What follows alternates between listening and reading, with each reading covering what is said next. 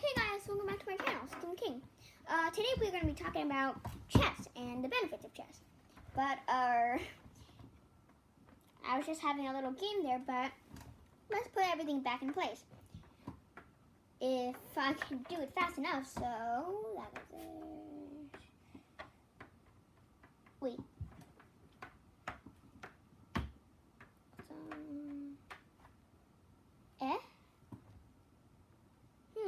Well, I am missing a piece because, I don't know why, because I was just having a little rematch there, but, So, these are this is the chessboard, 64 squares on the board, and, 8 pawns here. Well, let's talk about the point.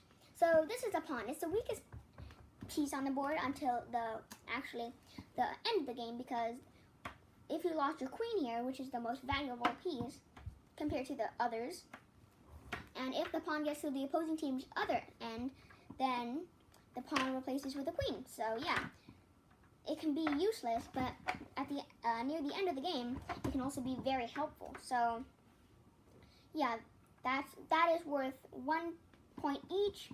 So if the opposing team captures all your pawns, then it's going to be 8 points for the other opposing teams, because there is only 8 pawns and 8 back pieces, which is what they're technically called. This is a rook.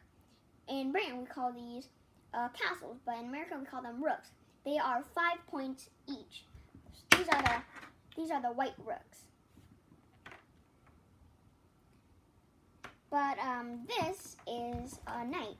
It's a horse, but they used to have, in the olden days in India, they used to have a rider on the back, but they kind of deleted that, and yeah, those are worth 3 points. And here is the bishop. The bishop is also worth 3 points, but it is much more valuable than the knight, because the knight can only move in a square and jump over pieces. Well, bishops can jump over pieces, but it can glide as many pieces as it wants on the black or white square. So this is the black square bishop. It can only go on the black squares. But the white square bishop can only go on white squares. Technically, I like to move the white bishop first, because the opposing team, black's king is on the white square, and I like to play for white. So this and this are two of the main pieces. The queen is the most valuable out of all the other pieces I showed you, because she is worth 9 points, and she can move like a rook and a bishop. This is not that valuable because it can move in any direction, but only one piece, unless it is castling. Castling is when the spot is clear here, and the king can only move 2 spaces, and the rook just changes spaces like that.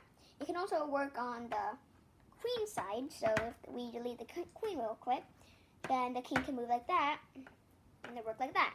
So yeah, he can only move 2 spaces for castling, and castling can only happen when the rook, any of the rooks for the castling. So if the king is going to castle right there, then this rook can't move, nor can the king. But if the king's going to castle right here, then this rook can't move, nor can the king. So they can't move if they want to be castled. So yeah, these are the black and these are the white pieces. Okay, let's start with the benefits. Benefit number 1, it brings people together. So me and my dad, especially my dad, are very busy before we actually got this chessboard on Christmas, last Christmas or 2 Christmases ago.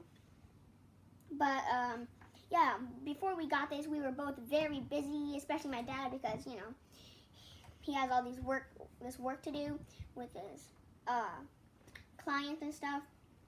But when we got this chessboard, it's called No Stress Chess. It's right there. We started playing together. Technically, chess is my favorite board game. If there is no electronic to play with, because it ran out of battery or something. But every night and day, we usually play this game before we eat dinner, or sometimes after we eat dinner. So yeah, he usually wins, but I won 2 times. One was because, he technically fell into my trap, but the other time he didn't move his king and 4 of his pawns and one of his black square rook, his knight, and his rook on one side, but he moved the others, and I checkmated him with 1 queen.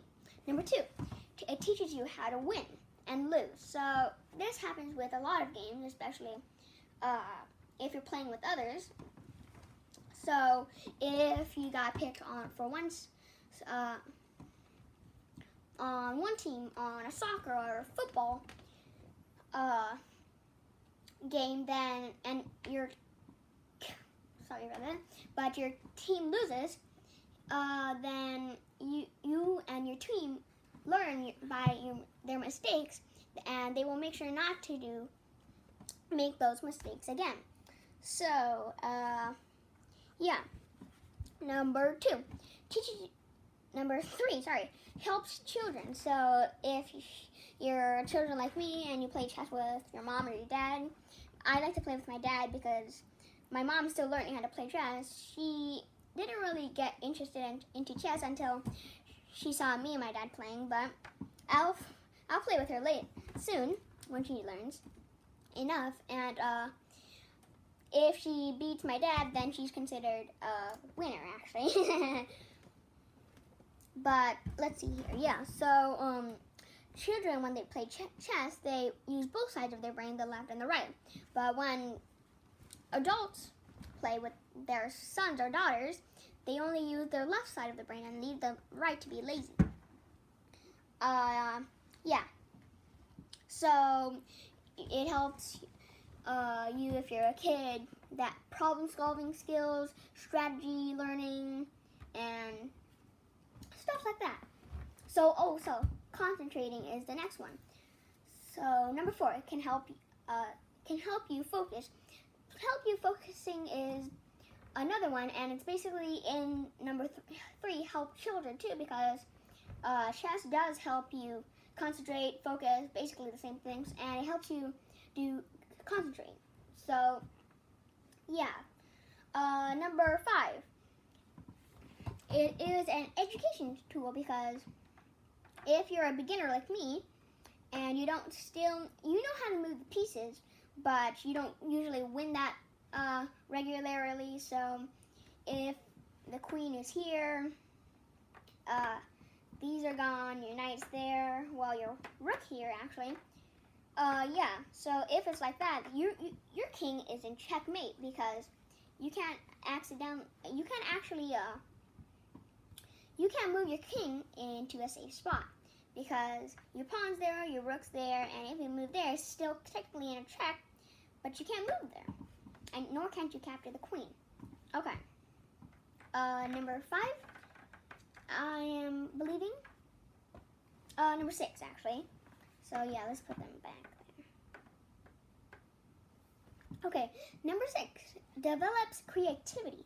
So this is actually a true fact. I don't know if the others are true facts, because I am too busy and having fun playing chess with my dad.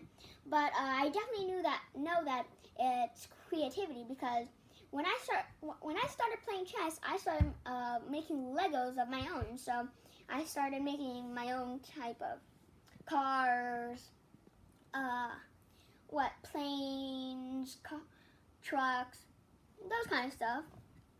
And I made so many Legos and destroyed those Legos to make new ones that I don't even know how much I made. But yeah, I like to play with the Legos after I started playing chess. Okay. Number 7, builds confidence. So in chess, you need to be confident that you're gonna win, because if you aren't confident in chess, you might make a bad move, which equals then a checkmate. Checkmate.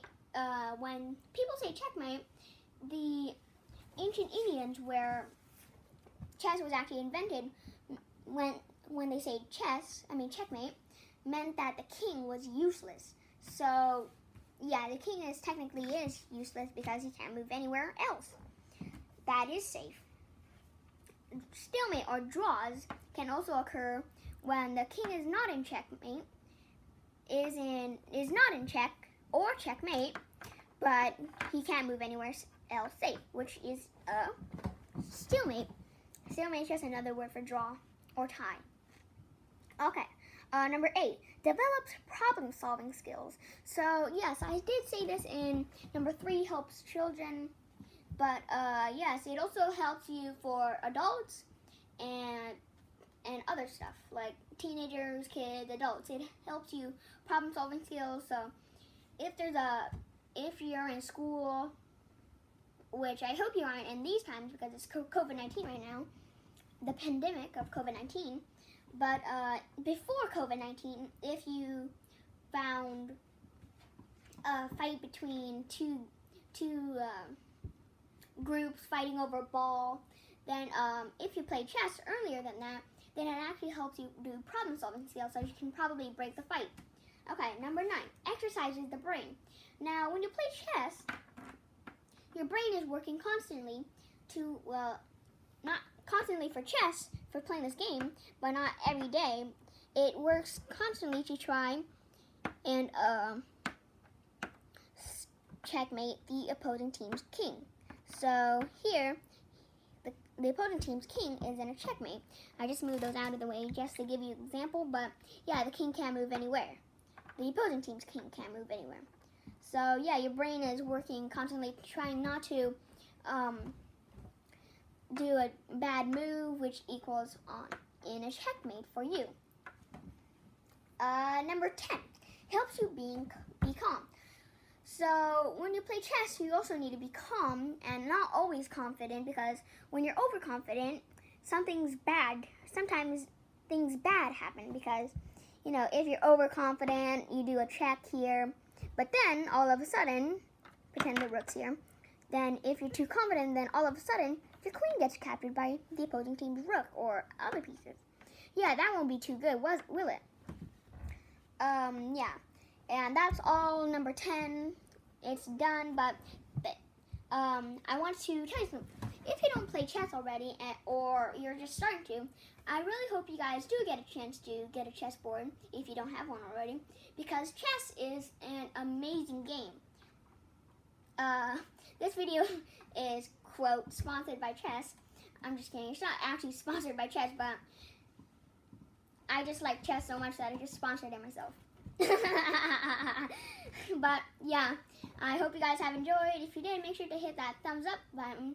And if you find this helpful on playing chess, then you can hit the subscribe button and hit that notification bell if you want to be notified on when I release another chess video, because I like chess. So yeah, other than that, I hope you guys have a great day and play chess. Checkmate. I'm just kidding.